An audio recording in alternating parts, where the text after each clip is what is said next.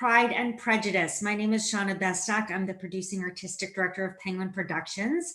Thank you so much for joining us. Hopefully we are streaming live to you now. We had some technical difficulties. It's a brave new world, this world of streaming.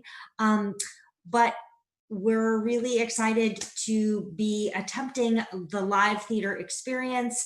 And I'm just so proud of these wonderful young artists and the work that they've done with their fabulous director, Rachel Delmar, over the past couple of weeks to bring this story to life and to share it with you. So thanks so much for hanging in there with us, and welcome to Pride and Prejudice. Enjoy the show.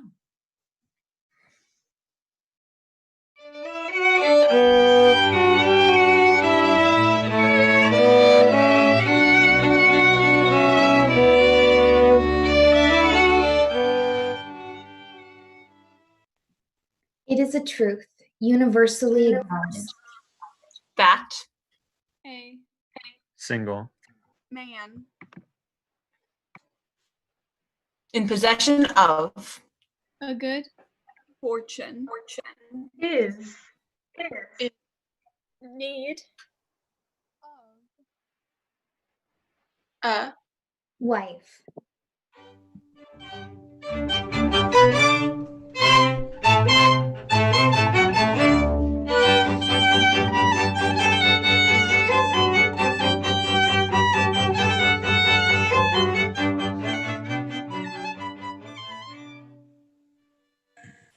My dear Mr. Bennet, have you heard? Netherfield Hall is to be occupied at last! I just saw Lady Lucas and she told me all about it.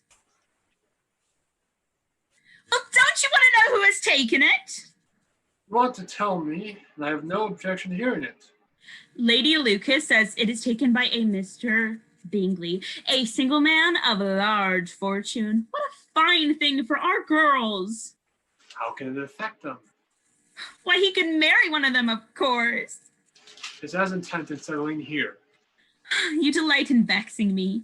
He will very likely fall in love with one of them. If you will only visit him. I will send him a note to assure him of my hearty consent of his marrying of which he chooses other girls. I'll make sure to throw in a good one for Lizzie. Lizzie is not a bit better than the rest. Not half so handsome as Jane. Mama. Nor so good-humored as Lydia. Oh, Mama.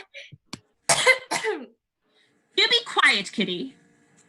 They are all silly and ignorant, except for Mary, the young lady of little learning. A little learning is a dangerous thing. Quite apt, Mary. I hope Mr. Bingley likes to have Lizzie. We are not to know what Mr. Bingley likes, as we are not to visit. Do stop coughing so, Kitty, for heaven's sake! I do not cough for my own amusement. Still, coughing may annoy Mr. Bingley. I am sick of Mr. Bingley! I am sorry to hear that. If I would have known as early this morning, I certainly would not have called on him. Oh, Mr. Bennet, if I can see but one of my girls settled with Mr. Bingley at Netherfield, and all of the others equally well married, I shall have nothing to wish for. When is Sir William's ball, Lizzie? In 12 days. Ooh, I wish it were now.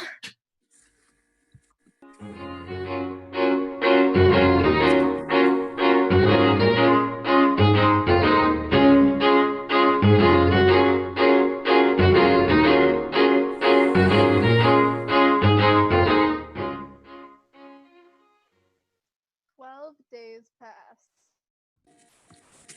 And the Bennet family arrives at Sir William's ball! The sisters discover Mr. Bingley across the room. He is accompanied by his sister, Caroline, and another handsome gentleman. Mr. Darcy. The dancing begins. Mr. Bingley is dancing with Charlotte Lucas. Mr. Darcy. Caroline do not partake. As his dance with Charlotte ends, Mr. Bingley sees Jane. for the first time, And Jane sees him and they dance. and laugh and Dan. Mr. Darcy. And Caroline look in curiosity. And concern. Charlotte's parents watch with disappointment.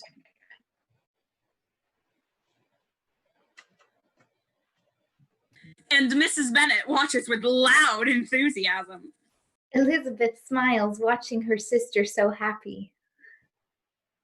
The dance ends. Miss Bennet, I wonder if you would do me the honor of dancing with me again this evening. I will, Mr. Bingley. Oh, but not yet, I pray. If my brother's to dance with you twice in one evening, we must be friends first. Come, Darcy, I hate to see you standing about in this stupid manner. You shall dance. I shall not. Your sister is otherwise occupied, and it would be a punishment to dance with any of the other women here.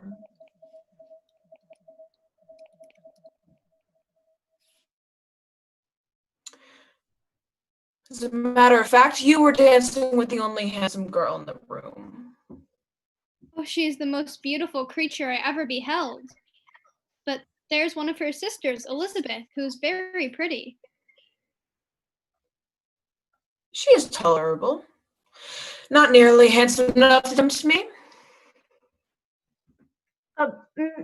Mr. Bingley, may I introduce... Oh, Elizabeth, I am so happy. Mr. Bingley is just what a young man ought to be. Good-humored, lively, and such good manners. He is also handsome and rich, which a young man also ought to be if he possibly can. Charlotte Lucas, you began the evening well. You were Mr. Bingley's first choice. But he seemed to like his second better. You mean Jane? Yes, it does seem as though he admires her. Indeed, I quite believe he does. But poor Eliza, to be only just tolerable. Mr. Darcy is such a disagreeable man that it would be a misfortune to be liked by him. A misfortune many women might seek. That is true, and I could easily forgive his pride if he had not mortified mine. Pride is a very common failing, I believe. By all that I have ever read, I am convinced that human nature is particularly susceptible to it. Bingley likes your sister, Eliza, but he may never do more than like her if she does not help him on. Charlotte, she has known him only 5 minutes. So much the better. It is better to know as little as possible about the defects of the person you are to marry. Mr. Bingley, may I introduce my sister, Miss Elizabeth Bennet? Miss Elizabeth, is not this ball delightful? I never saw one so beautiful. But now that you are settled at Netherfield, Mr. Bingley, you have the opportunity to surpass it. You must give the next ball. Mr. Bingley, what does Mr. Darcy mean by listening to our conversation? That is a question which Mr. Darcy alone can answer. Did you not think, Mr. Darcy, that I expressed myself uncommonly well just now, teasing Mr. Bingley to give us another ball at Netherfield? You expressed yourself with great energy, but dancing is a subject which always makes a lady energetic. Mr. Darcy, I have always considered dancing to be one of the ornaments of civilized society. It is also a vogue among the less polished societies of the world. Every fool can dance. My dear Miss Bennet, what are you just standing about here for? Mr. Darcy, you could not refuse to take the floor with so beautiful a partner. I have not the least intention of dancing. Good day, Mr. Darcy. I can guess the subject of your reverie. I imagine not. You are considering how dreadful it would be to pass many evenings in such society. Fortunately, you have an alternative. You are mistaken. I was meditating on the pleasure of which a pair of fine eyes in the face of a pretty woman can bestow. Miss Elizabeth Bennet? I am all astonishment. What am I to wish you joy? You jump from admiration to love to marriage in a moment. I knew you'd be wishing me joy.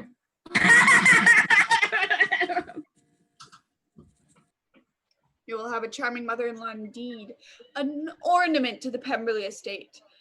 Oh, brother, did not Miss Jane Bennet inform us that her uncle is an attorney?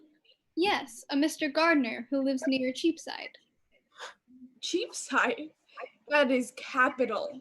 If they had uncles enough to fill Cheapside, it would not make them one jot less agreeable. But it must reduce their chances of marrying well. Darcy, Caroline, you must excuse me. I'm promised to Miss Jane Bennet for this dance, as it is the last one of the evening.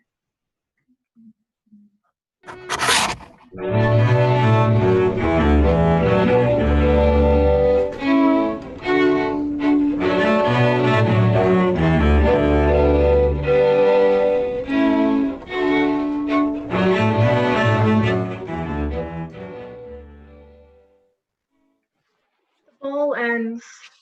And they return home.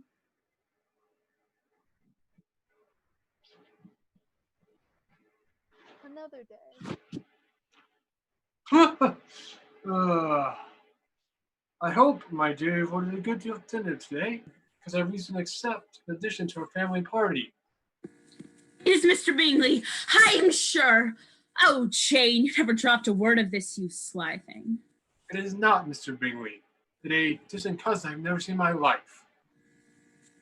Mr. Collins. No. Yes, Mr. Collins, who is against my will to inherit this house. Mr. Collins, when I am dead, may turn you out onto the road as soon as he pleases.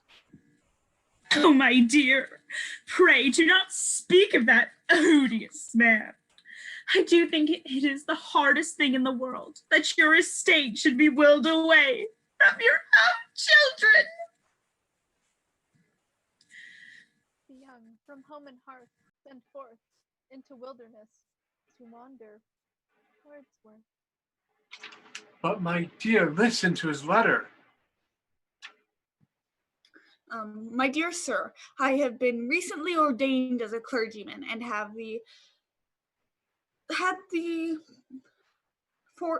been so fortunate as to be distinguished by the patronage of Lady Catherine de Bourgh, who has appointed me pastor of a parish in Kent, where I endeavor to demean myself with respect and to promote the blessings of peace. So I hope you will accept my proffered olive branch. I'm concerned at being the means of injuring your amiable daughters and assure you of my readiness to make one of them some amends. Oh! I cannot guess how he means to make one of us amends. I imagine your mother finds it less difficult than you do, Jane. There was something very pompous in his style. Can he be a sensible man, sir? My dear Lizzie, I do not know. I have a reason to believe him to be quite the reverse. I'm impatient to see him. I propose myself the satisfaction of waiting on you and your family today.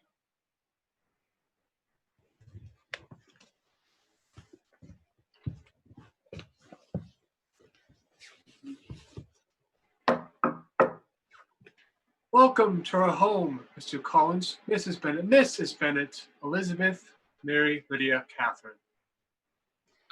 I have heard much of your daughter's beauty, but fame has fallen short of the truth. I am sure you will see them all well disposed of in marriage. Else they will be destitute, things settled so oddly. Mr. Collins, you seem very fortunate in your patronage to Lady Catherine de Bourgh. Lady Catherine! Oh, Mr. Bennet, never in my life have I witnessed such condescension as I've experienced with Lady Catherine. She has approved both the sermons I have preached before her. Very good. She made not the smallest objection to my leaving a parish to visit you, my relations. Yes, yes, be gone. And she has advised me to marry as soon as I can. Mr. Collins, you must marry.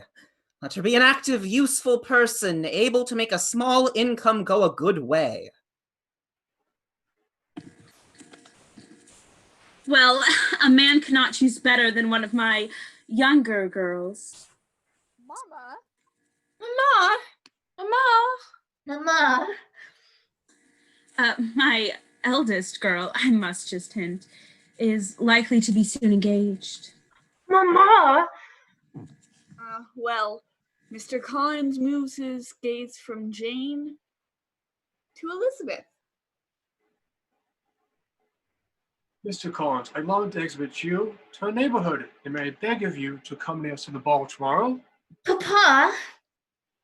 If it is not beneath the dignity of a clergyman, it has been given by Mr. Bingley, who has invited all the ladies and gentlemen of our town, including the officers' regiment stationed here. Ooh, officers! I am so far from objecting that I take this opportunity of soliciting your hand, Miss Elizabeth, for the first dance.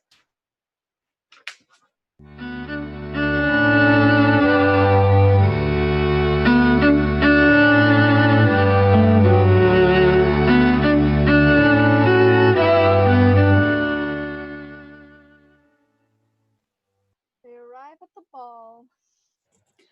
Mr. Collins leads Elizabeth Awkwardly. Pompously.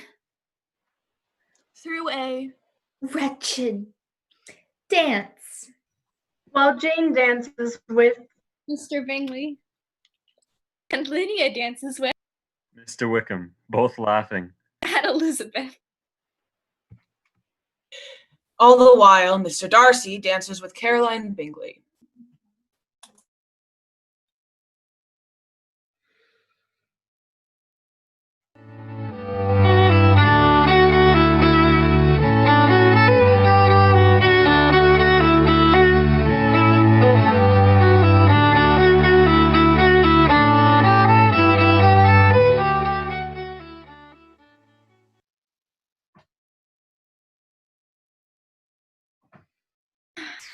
Oh, Lizzie, this is Mr. Wickham. He is an officer. Let him dance with you next and rescue you from that horrible Mr. Collins. I've got so many officers here to dance with. It would be an honor, Miss Bennet. I would be happy to dance with you, Mr. Wickham. I see Mr. Darcy here. Yes, he seems to be Mr. Bingley's particular friend. He's a man of very large property, I understand. Yes, Pemberley is a noble estate, a clear 10,000 a year. I've been connected with this family since my infancy. I'm surprised. My father cared for Pemberley, the Darcy estate. Are you much acquainted with Mr. Darcy? As much as I ever wish to be, I think him very disagreeable. Alas, his faults go much deeper. Mr. Darcy's father was my godfather, and in his will, he said that I was to be appointed pastor at one of his parishes. But after the elder Mr. Darcy died, his son, the present Mr. Darcy, appointed someone else, and I was forced to join the army. Good heavens! But how could Mr. Darcy disregard his father's will? There was enough informality in the will as to give me no hope from the law. He said that I had forfeited all claim to the appointment by extravagance, carelessness, in short, anything he could devise. He was jealous of his father's affection for me, and he hates me. This is quite shocking. To disinherit his father's godson? I wonder that he should not have been too proud to be dishonest. It is strange. They pass a portrait of Lady Catherine de Bourgh and her daughter. Is that not a portrait of Lady Catherine de Bourgh? It is. And that is her daughter, Miss de Bourgh. But why should it hang here? Lady Catherine de Bourgh is Mr. Darcy's aunt. I am astonished. She is also the patroness of my cousin, Mr. Collins. Her daughter will have a very large fortune, and the family has arranged that she and Mr. Darcy will marry and unite the two estates. Really? Mr. Darcy is to marry his cousin? Poor Miss Bingley. Oh, come now, Mr. Wickham. Did you come to a ball just to talk? Do you not want to ask me to dance again? Ah, may I have the honor? Dear Eliza, do come talk to me. Oh, Charlotte, I have been speaking with the most agreeable man saying the most disagreeable things about Mr. Darcy. Has he any other recommendations? He does indeed. He rescued me from my cousin, Mr. Collins. Mr. Collins? Just there, a clergyman who believes that because he is to inherit our home, that he also has a right to me as his wife. The moment Mr. Wickham released me from him was ecstasy. Mrs. Bennet, may I have your hand in the next dance? What? Yes. Thank you. What have I just said? Eliza, do not allow your fancy for Wickham to lead you to be unpleasant to a man of 10 times his consequence.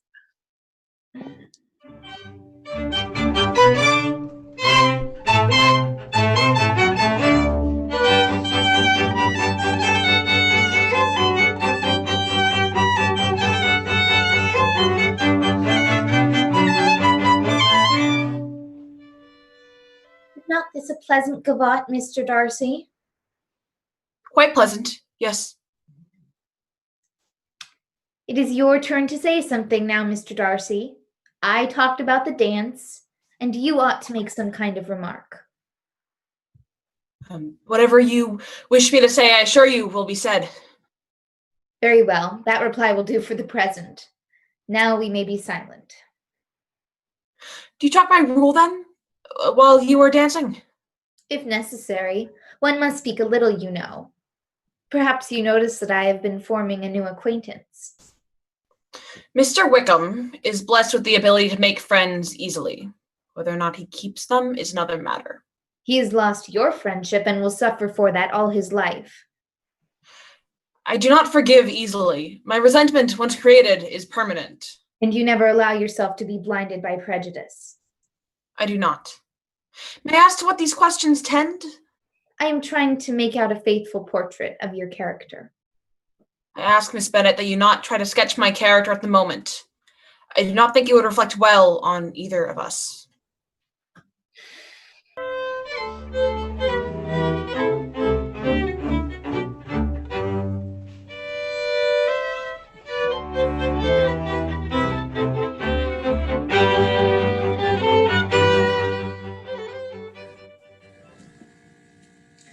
Lady Liz, I soon believe that Jane will be married to Mr. Bingley. Mamma! You speak with great animation. Just think of the advantages of the match. I beg you, Mother, lower your voice. Lizzie, I am speaking to Lady Lucas. Lady Lucas, just think. But Mr. Darcy can hear you. Lizzie, what is Mr. Darcy to me? Pray that I should be afraid of him? Lady Lucas, just think.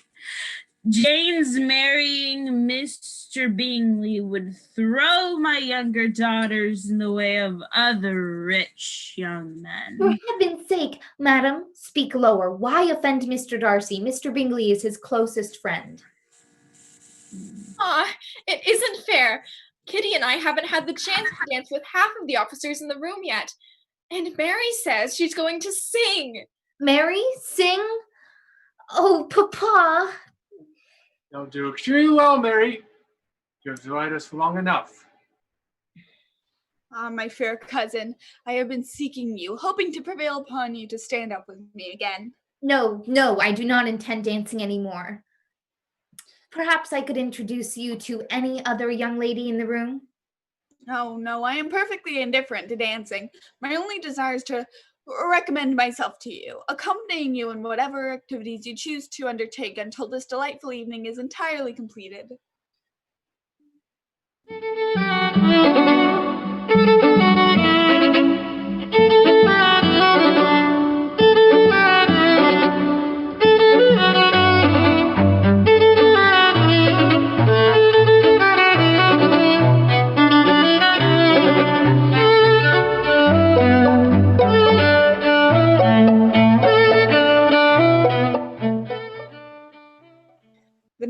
morning.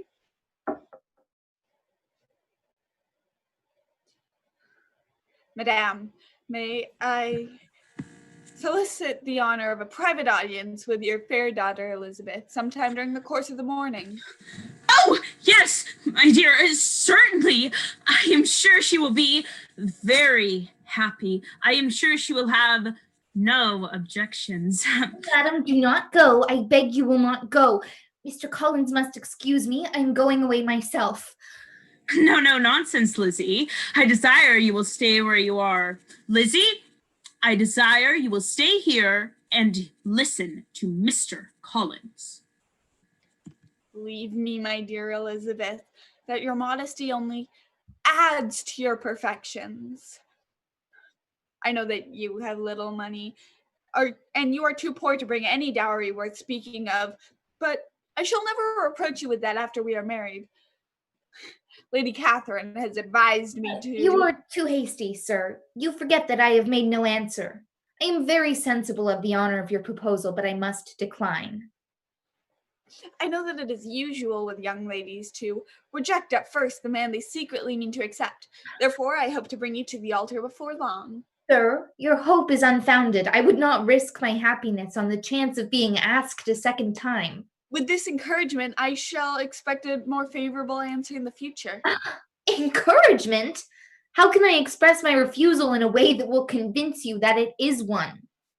My dear cousin, your family has little money. It is by no means certain that you will ever receive another offer of marriage.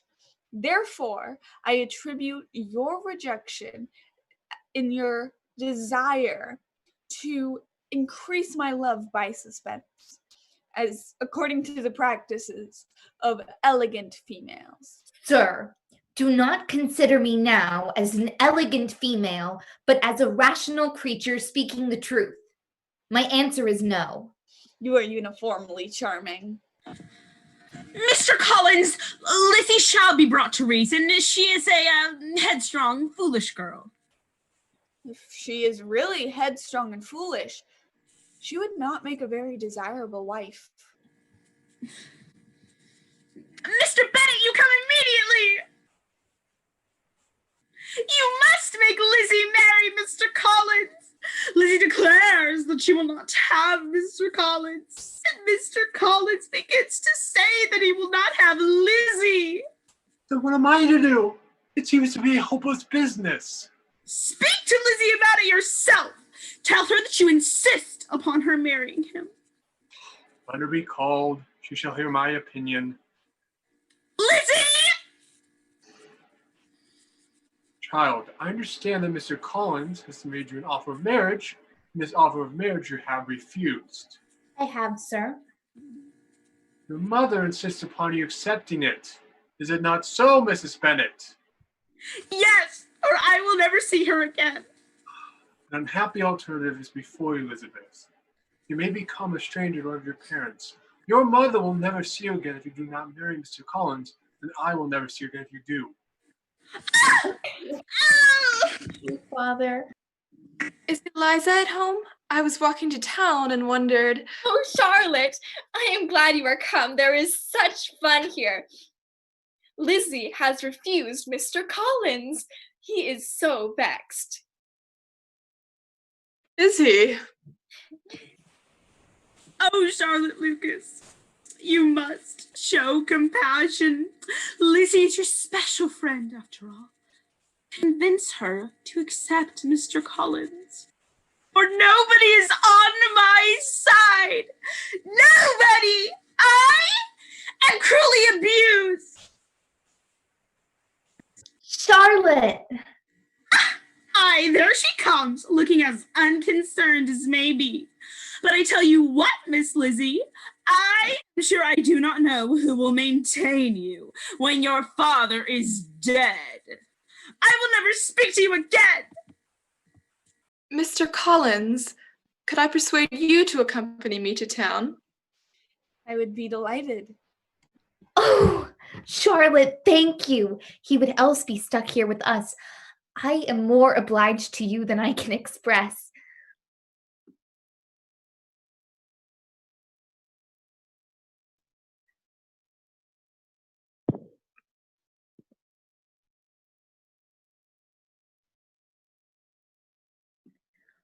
What is it, Jane? This is from Caroline Bingley.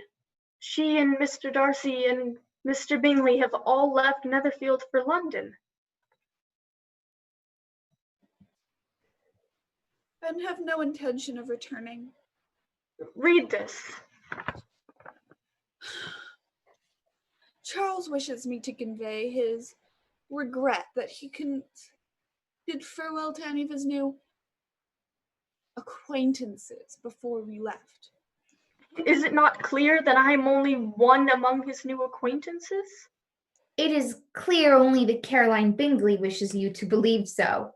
Had Mr. Darcy shown half as much affection for her as Mr. Bingley has for you, she would have ordered her wedding gown. Caroline could never willfully deceive anyone, and surely she could not influence her brother to such a great extent. Perhaps not. But there is one who could, one so consumed by pride that he thinks no one good enough for himself or even his friends. No. I must have mistaken his affection. At least the error has hurt no one but myself. You are too good, Jane, too trusting. The more I learn of the world, the less I am satisfied with it. So Lizzie, your sister is crossed in love. I congratulate her. A girl likes to be crossed in love, although now and then. When is your turn to come? Let Wickham be your man. He's a pleasant fellow, and will judge your credibility. Thank you, sir, but a less agreeable man would satisfy me. We must not all expect Jane's good fortune. Oh, Charlotte, where is Mr. Collins? My dear Eliza, there is something I must tell you. Mr. Collins has made me a proposal of marriage. You as well. Have you ever known such a conceited, pompous, silly, ridiculous... Ugh. We are engaged. Oh. I beg your pardon, Charlotte, and I wish you all imaginable happiness. I am not romantic, you know. I never was. I ask only a comfortable home, and I am convinced that my chance of happiness with him is as fair as most people's. Undoubtedly. We will be settled in Kent. Will you come and see me early in the new year? But you are always welcome here. I am not likely to leave Kent for some time.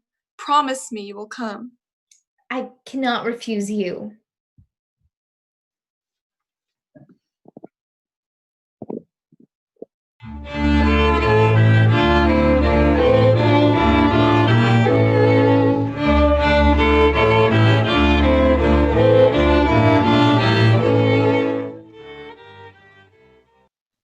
The Bennet family Christmas party is underway.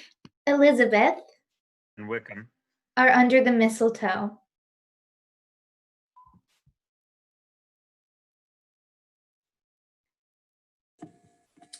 Oh, sister, I do not blame Jane, for Jane would have got Mr. Bingley if she could. But Lizzie, oh, sister, the Lucases have a daughter married before I have, and the Lucases will have this house. I am sorry for Jane, but these things happen so often. A young man easily falls in love with a pretty girl, and when accident separates them, easily forgets her. But we do not suffer by accident. The interference of his sister and his friend have separated Mr. Bingley from Jane. Elizabeth turns. To return to Mr. Wickham.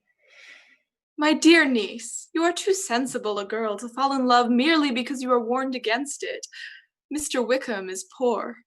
Yes, because of Mr. Darcy, that odious man. As to my sensibilities, how can I promise to be wiser in love than so many of my fellow creatures? Lizzie, I think a change of scene might do you good. I wonder if you would accompany your Uncle Gardiner and myself on holiday to the Lake Country. My dear aunt, what delight! What felicity! Adieu to romance and disappointment. What are men to rocks and mountains? I do have one other visit to pay first.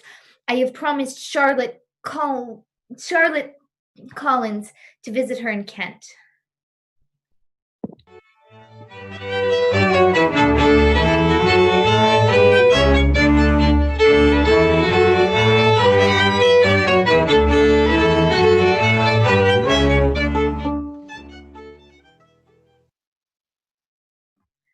Elizabeth arrives in Kent to visit Charlotte.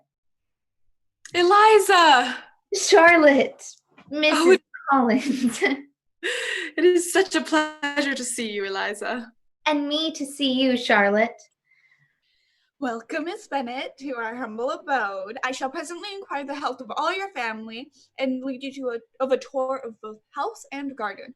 But before this, must come the news. We're spending the evening at the home of Lady Catherine de Bourgh. Indeed. Yes, together with her nephew and her daughter. Her nephew, Mr. Darcy.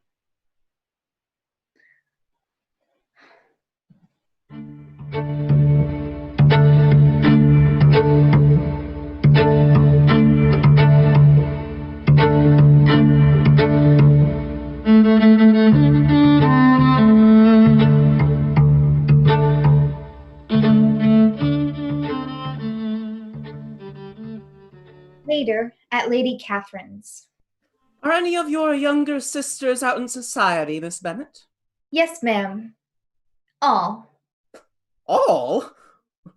What, all 5 out at once? Very odd. The younger ones out before the elder are married. Your younger sisters must be very young. Lydia is not yet 16. Perhaps she is too young to be much in company. But it would be very hard upon younger sisters if they were denied their share of society. You give your opinion very decidedly for so young a person. What is your age? With 3 younger sisters grown up, your ladyship can hardly expect me to admit it. What? You cannot be more than 20, I am sure. Therefore, you need not conceal your age. I am not yet 21. Lady Catherine moves towards her daughter. And Elizabeth takes the opportunity to move away. She finds herself face to face with Mr. Darcy. How very suddenly you all left Netherfield last November, Mr. Darcy. I trust you left Mr. Bingley and his sister well in London? Perfectly so. I thank you.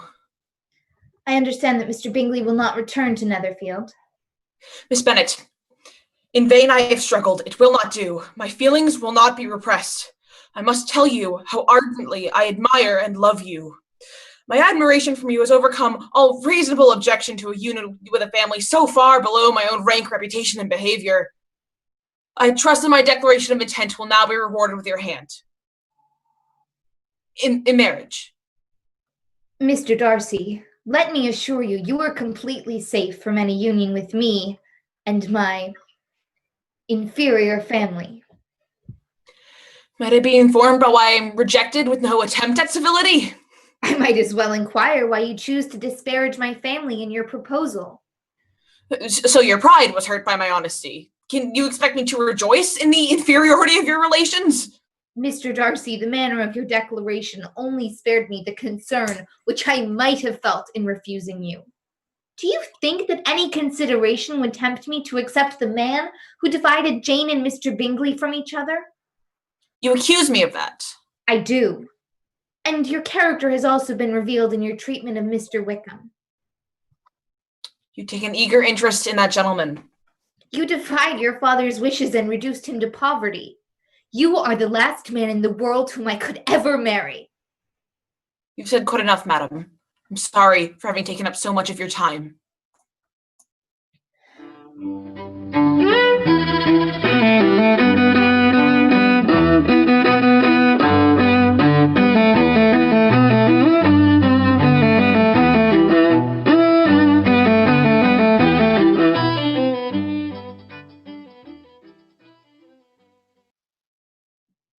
Elizabeth discovers her sisters. Is not this nice? Is not this an agreeable surprise? We are come to see you home in the carriage, Lizzie. They get in the carriage. How nicely we are all crammed in. Have you had any flirting? I was in great hopes you would have got a husband before you came back. Jane will be quite an old maid soon, I declare. She is almost 23. Lord, how ashamed I should be of not being married before 23. Lord, how I should like to be married before any of you. And then I would chaperone you about to all the balls. Lydia nudges Kitty. Lizzie, you must help us. The regiment has left Meryton. Have they indeed? They are going to Brighton by the sea. And I do so want Papa to take us all there for the summer. Mamma would like to go too. Only think what a miserable summer else we shall have. What is to become of us? But Papa is so disagreeable. A little sea bathing would be wonderful. So you must speak to Papa because... Oh, I have got some news for you. It is about a certain person we all used to like. Used to like? It is about Wickham. He has been paying court to Mary King. Oh, Lizzie, you are quite thrown over. Well, you were a great fool for going away if you liked him. I am sure he does not like Mary King. Who could care about such a nasty little freckled thing? He likes her 10,000 pounds. He never noticed her at all until her grandfather died and she became an heiress. Somehow she became much more beautiful. Well, Wickham is gone to Meryton with the regiment, and Mary King is stuck here, like us. Do help convince Father to go. You could get him back. 10,000 pounds. Well, even handsome young men must have something to live on. Oh, you were not in love at all, were you, Lizzie? I suppose not. But still, won't you help us convince Papa to take us to Brighton? Or at least me, as I am older. Oh, here we are. I'm glad you come back, Lizzie. Oh, Mary, won't you help us convince Papa to take us to Brighton? Officers, dancing. Far be it from me, dear sister, to deprecate such pleasures. They are doubtless congenial with the generality of female minds, but I confess they hold no charms for me. I infinitely prefer the company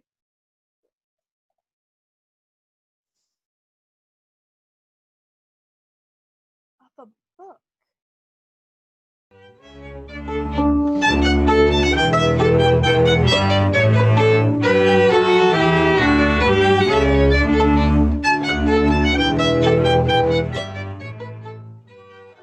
See, there's a letter here for you.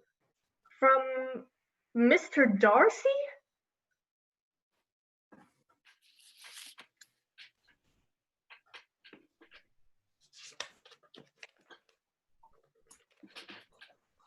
Be not alarmed, madam. This letter contains no repetition of those sentiments that were so disgusting to you. 2 offenses you laid in my charge. The first was that I detached Mr. Bingley from your sister. The other, that I ruined Mr. Wickham. The first charge. It is true. I saw Mr. Bingley's partiality for Miss Bennet was beyond what I had ever witnessed in him. This is a certain event. Only the date is to be decided. Your sister I also watched, but from the serenity of her countenance, I remained convinced she was not especially attached to him. I was, with some difficulty, able to convince Mr. Bingley of your sister's indifference. I can conclude from your statement that I must have been in error, but it was an honest mistake. I opposed the engagement not because of any difference in rank or wealth between your family and Mr. Bingley's, but rather it was a total lack of propriety displayed by your mother and 3 younger sisters. Pardon me. It pains me to offend you, but you must see why I thought the connection unadvisable. Now, with all respect to Mr. Wickham, George Wickham's manners were always engaging, but his lack of principle could not escape my observation as we grew up together. My excellent father died about 5 years ago, And in his will recommended to me that should Mr. Wickham ever enter the church, I should appoint him pastor when the position became vacant. He also left him £1,000. Mr. Wickham went through the £1,000 in 6 months, then informed me. I've resolved against going into the church and desire, in lieu of that appointment, more money. I wish to study law. I knew that Mr. Wickham ought not to be a clergyman. I resign all claim to assistance in the church. He accepted in return? £3,000. Now free from all restraint, Mr. Wickham's life is a life of idleness and dissipation. For 3 years I heard little of him until the church position became vacant once more. Then he applied to me again to be appointed. My circumstances are exceedingly bad. I found the law a most unprofitable study. I wish to be ordained as a clergyman. You cannot blame me for refusing to comply with this entreaty. He has ever since been violent in his abuse of me. I will only add, may God bless you, Fitzwilliam Darcy.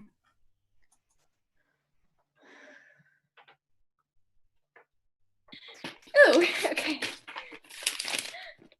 An invitation to Brighton for me. But what about me? Oh, congratulate me, Mother. I do! I cannot see why I should not be invited. I am 2 years older. May I go, Papa? Please, please. I can see we shall have no peace if you do not.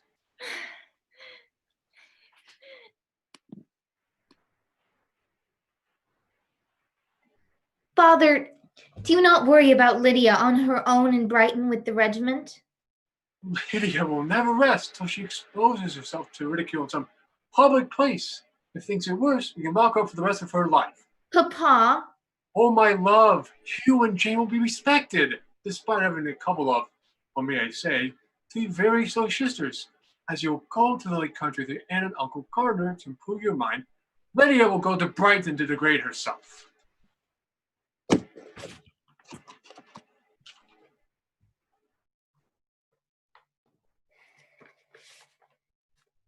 Dear Lizzie, due to the press of Mr. Gardiner's business, our pleasure tour must be curtailed and it will not be possible to visit the Lake Country. We have made alternate plans.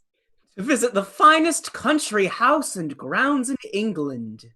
I have made discreet inquiries and learned that the master of the house, whom I know you dislike, will be away.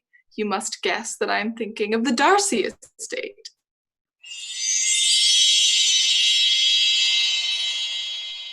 Pemberley. Very finely proportioned. Must have 100 rooms. At least, but it is not pretentious. It seems a part of the landscape, quite splendid. Don't you agree, Elizabeth? Yes. Oh, would it not be something to be mistress of such a place? Would the ladies and gentlemen like to see the house? I understand your master is not at home? Nay, sir, none of the family are here at present, but he always likes for people to see the house. Lizzie, look at this. Oh, that's bad, Georgie. Georgie Wickham, son of the late Master Stewart. I'm afraid he turned out very wild. Now that is my master, and very like him. It is a handsome face, but Lizzie, you can tell us whether it is like him or not. Does this young lady know Mr. Darcy? A little. And do you not think him a very handsome gentleman, ma'am? Yes. Very handsome. Is your master much at Pemberley in the course of the year? No, sir. Not as much as I could wish. If your master were to marry, you might see more of him. Yes, sir. But I do not know who is good enough for him. Indeed. If I were to go through the world, I would not meet with a better man. He was always the sweetest tempered, most generous-hearted boy in the world.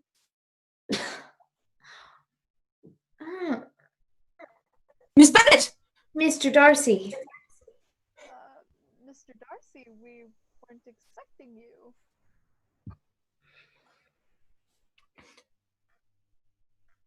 Mrs. Reynolds leaves to make tea.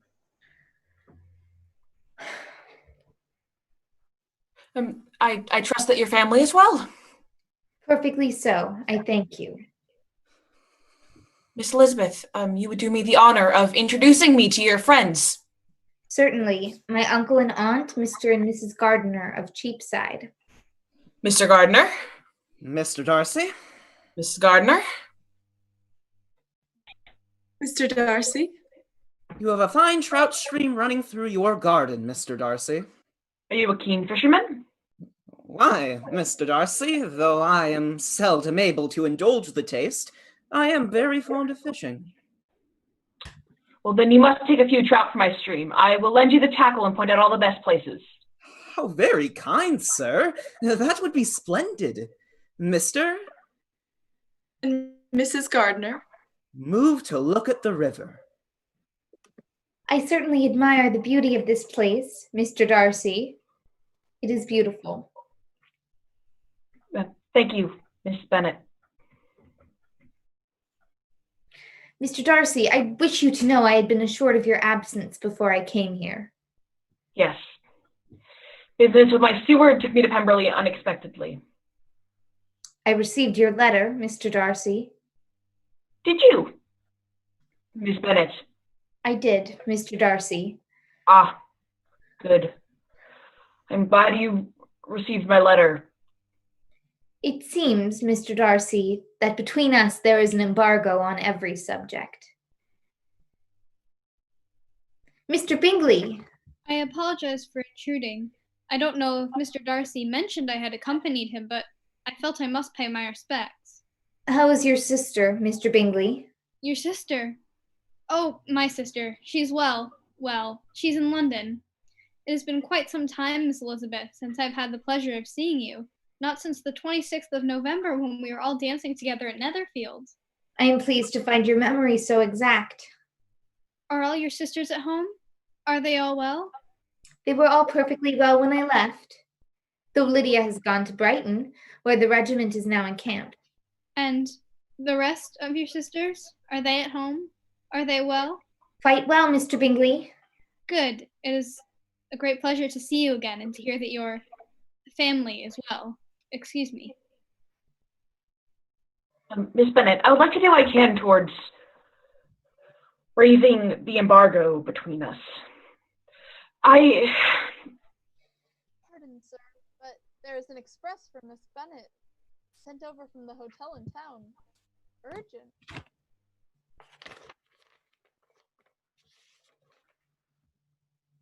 Oh, where is my uncle? I must leave you. I have not a moment to lose. Good God, what is the matter? I will not detain you a moment, but let me go get Mr. and Mrs. Gardiner. You're not well enough. No, I'm only distressed. This is from Jane. It confirms the very character you gave Wickham in your letter, and in a dreadful way. Mr. Wickham has run away with Lydia. She has no money, no connections, nothing that can tempt him to marry her. She is lost forever. I'm shocked. Is it certain? Absolutely certain? They left Brighton together on Sunday night and were traced almost to London. I would to heaven that I could offer consolation for your distress. We must go. Make my farewells to Mr. Darcy. Conceal the unhappy truth as long as possible. I must return to my family. Lizzie, it is good to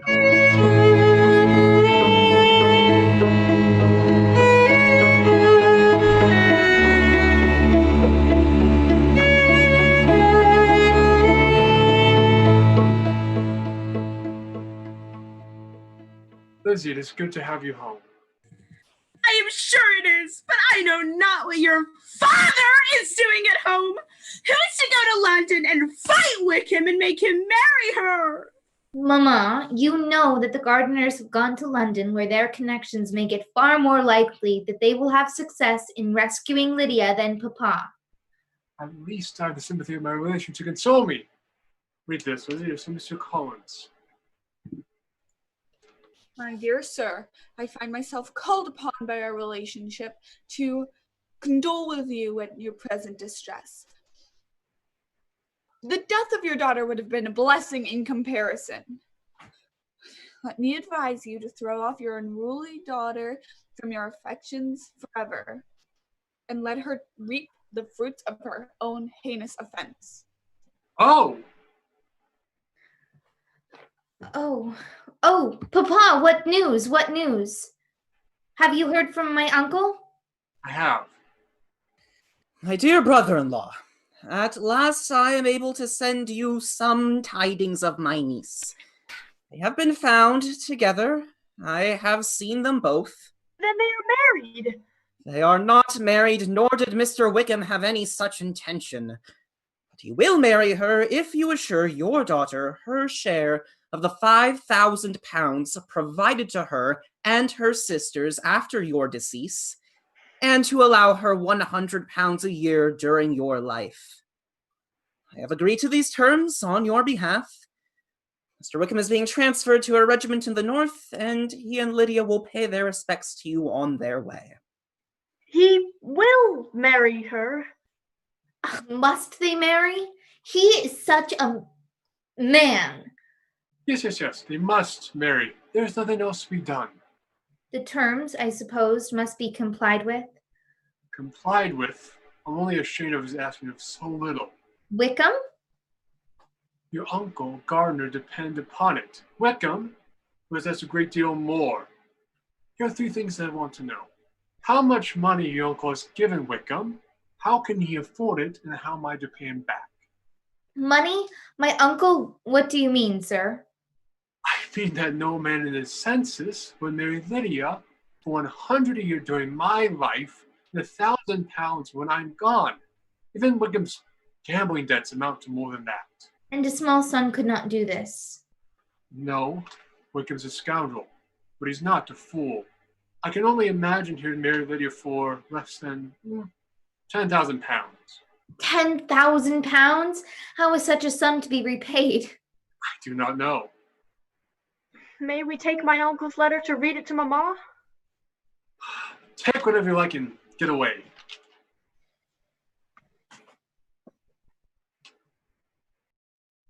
My dear Lydia. Oh, this is delightful news indeed. I must give the good news to Lady Lucas. Oh, how well it sounds. Mrs. Wickham. The young bride arrives home. Mr. Wickham follows behind his wife, accompanied by the gardeners. Mr. Wickham? Mr. Bennet. Oh, you must all congratulate me.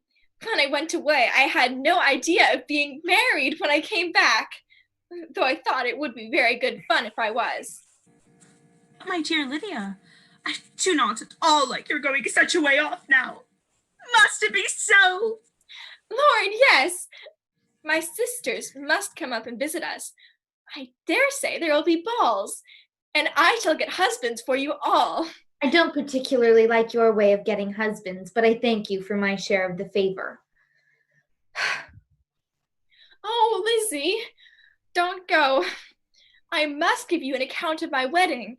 Do you not want to hear how it went off? I think the less said of the subject, the better.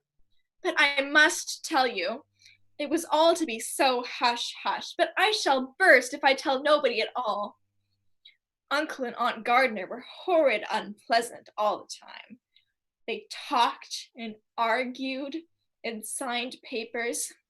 There was no end of it. It looked as if the wedding would never happen. And then Mr. Darcy came, and it was all settled. Mr. Darcy? Oh, yes. But gracious me, I quite forgot. That was to be a secret. I promised them so faithfully. My dear aunt, can you tell me, what was Mr. Darcy doing at Lydia's wedding? Lizzie, do you think we have the money to clear Mr. Wickham's debts, settle things with his regiment, and to provide enough over that to induce him to do the right thing by Lydia? Mr. Darcy? It was done by him alone. But why? Perhaps you can guess. Oh, my dear Lydia, when shall we meet again? Lord, I don't know. Write to me often, my dear. But married women have never time for writing. My sisters may write to me. They will now be stuck in this house with nothing else to do.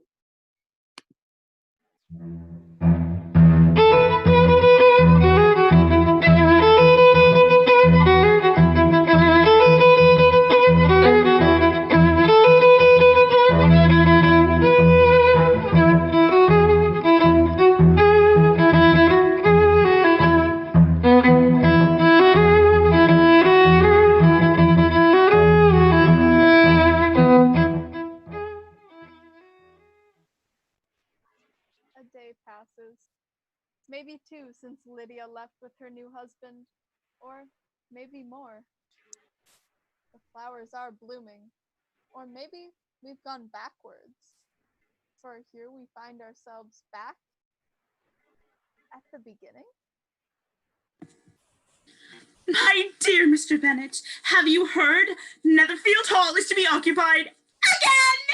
I just saw Lady Lucas to give her all the good news about Lydia, and she told me all about it. Mr. Bingley, a single man of large fortune. What a fine thing for our girls. Yes, Mr. Bingley is returned! You will wait on him, of course. No, you promised me. If I went to see him, he'd have to marry one of my daughters. But I'll not be sent on a fool's errand again. He knows where we live. Lizzie, this is another letter from Mr. Collins. May congratulate you on a conquest. From Mr. Collins? And what more can he have to say? Your daughter, Elizabeth, it is presumed by many, will not long bear the name of Bennet. Lizzie, are you not aware of whom you ought to marry? But it comes out. Oh, yes. I am quite diverted. Pray read on. But let me warn you, we have reason to imagine that his aunt, Lady Catherine de Bourgh, does not look on the match with a friendly eye. Mr. Darcy, you see, is your fiancé. Mr. Darcy, who has never looked at a woman but to see a fault, has probably never looked at you in his life. Are you not diverted? Oh, yes, I am excessively diverted. She has Mama, Mr. Bingley is coming here. Look, he is coming here to the house. Oh, my dear Jane, hurry down. Mr. Bingley has come. He has come. Make haste, make haste. Jane? I feel perfectly easy. I know my own strength. It will be publicly seen that on both sides we meet only as common and indifferent acquaintance. Yes, very indifferent. My dear Lizzie, you cannot think me so weak as to be in danger now. I think you are in very great danger of seeing him as much in love with you as ever. I shall enjoy his conversation as an agreeable and sensible young man without having a wish beyond that. Lizzie, do not smile. You are very cruel. You will not let me smile and yet are provoking me to it every moment. Mr. Bingley enters. It is a long time, Mr. Bingley, since you went away. It has, Mrs. Bennet. A great many changes in the neighborhood. Charlotte Lucas is married and settled, and one of my own daughters, Lydia. Well, I suppose you've heard of it. I have. May I offer my congratulations? Mama, what's the matter? What do you keep winking at me for? What am I to do? Nothing, child, nothing. I did not wink at you. Come here, my child. I wish to speak with you. Lizzie, my love, I wish to speak with you as well. Miss Bennet, perhaps you would do me the honor of walking in the park with me. Yes, I would.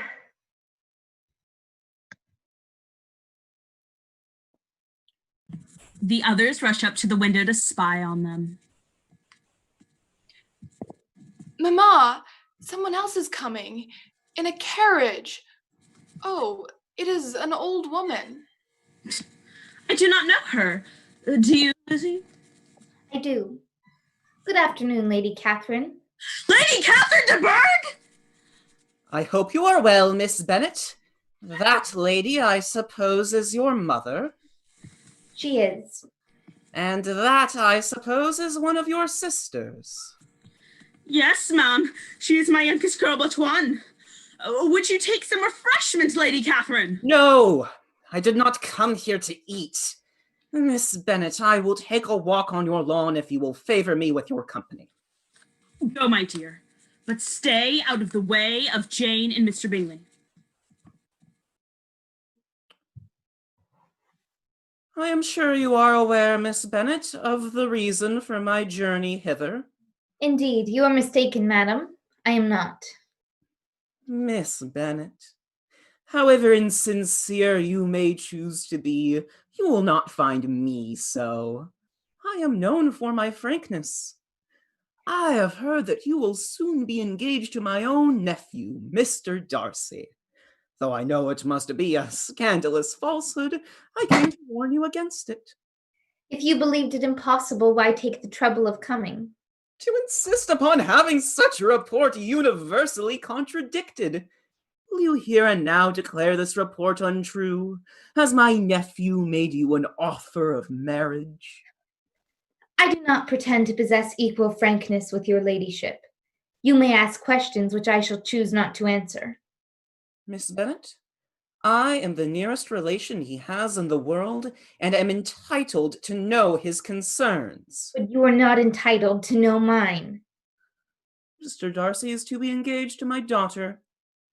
Now, what have you to say? If he is, then how could he possibly make an offer to me?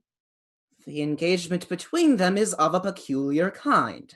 From their infancy, they have been intended for each other. I have heard that. But what is that to me? I shall certainly not be kept from marrying your daughter by knowing that you wish him to marry your nephew. Do not expect to be noticed by his family or friends. You will be slighted, censured, and despised by everyone connected with him. I will never mention your name. That is a heavy misfortune. Tell me once and for all, are you engaged to him? I am not. And will you promise me never to enter into such an engagement? I will make no such promise. I know all about your younger sister's infamous elopement. Is the son of a steward to be Mr. Darcy's brother? Lady Catherine, you have insulted me by every possible method. I must beg you to depart. I take no leave of you, Miss Bennet. I sent no compliments to your mother. You deserve no such courtesy. I am most seriously displeased. Lady Catherine storms off. Jane runs up to Elizabeth. "'Tis too much, by far too much. I do not deserve it. Oh, Lizzie, I am so happy. Oh, I must go instantly to mother. He has come to father already. Oh, Lizzie, how shall I bear so much happiness?" Where's your sister? With my mother upstairs. She will be down in a moment, I dare say.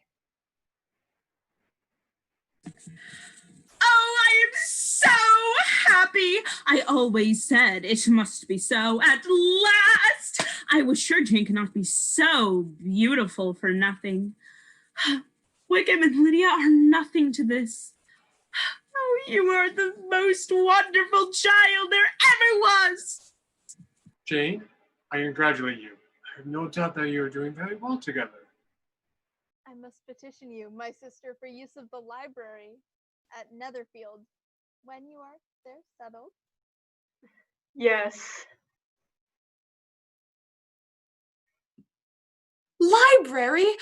Oh, Jane, think of the balls you will be able to give. Do say you will give at least 3 a year. Yes. Oh, Lizzie, if I could but see you as happy. No, There no. were such another man for you. If I am very lucky, I may meet with another Mr. Collins in time. There is another gentleman, Mamma. Who can it be? La, it looks just like that man that was with Bingley before, Mr. What's-his-name? That tall, proud man. Mr. Darcy? Well, any friend of Mr. Bingley's will always be welcome here, but I must say, I hate the very sight of him. Elizabeth opens the door. Miss Elizabeth, may I speak with you? Alone? Everyone else withdraws. In astonishment!